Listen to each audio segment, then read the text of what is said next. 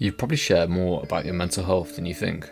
Not just with your friends, therapists or family, but with huge companies such as Facebook, Meta and TikTok. No, this isn't a gimmicky start to the video. This is very real. In fact, in this video, I'm going to expose how they harvest your real data from apps or questionnaires and distribute them to TikTok and Facebook. From your mind to the highest bidder. It all starts the second you download a mental health app, which prompts you to take a quiz about your well-being, or any generic online quizzes. You enter your age, gender, mood, your habits, your sexual orientation, and sometimes maybe even your trauma history.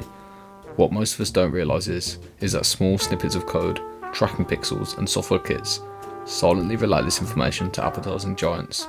But how does this actually work? Well, once you enter your data into the app, quiz, or even the AI chatbots on some of these telehealth platforms, trackers and SDKs, logging your mood scores, symptoms, therapy transcripts, IP and email addresses, location data and usage patterns, which will often lead the app via third-party pixels to companies such as Meta, Google and TikTok. But surely that's false information, right? No way these companies would actually get away with that. Well, actually, you're wrong. This practice of taking user data is actually legal in most places, because these mental health apps, quizzes or AI chatbots are not under the same regulations as hospitals, and in a joint investigation launched by the Stat and the Markup, they looked into 50 telehealth websites, and they found that a resounding 98% of them had some form of tracking software for user data on them. This meant that only 1 out of the 50 had no tracking software for the users at all. And one provider, WorkIt, personally transmitted responses about drug abuse, self-harm, along with other information such as phone numbers and email addresses directly to Facebook. And even further than that, on 13 of the 50 sites tested, they documented at least one tracker from Meta, Google, TikTok, Bing, Snap, Twitter, LinkedIn or Pinterest, and even further than that, even telling them what items customers checked out with.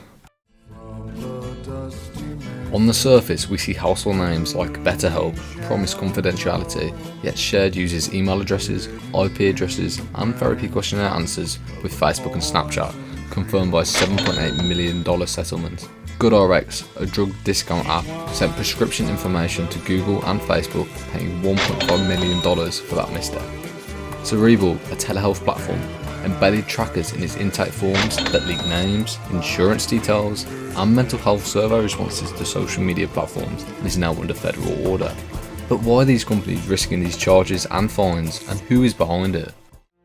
Data brokers are the backbone of this twisted economy. Every scrap of information scooped up by company trackers, every click, every search, every whispered confession into a screen is fed directly to them. And once it's in their hands, the real work begins. They sort it piece by piece, sorting every individual into a neat, marketable category. These categories aren't harmless labels, they're pots with names like depression, bipolar disorder, PTSD, OCD, rape survivors, domestic abuse victims, even race and identity. From there, you're placed on a list alongside others who share your experiences, your trauma, your beliefs. Lists can sell for up to thousands and thousands of dollars. These brokers are like the Walter Whites of the data underworld, cooking up massive batches of human profiles ready to be distributed to the highest bidder.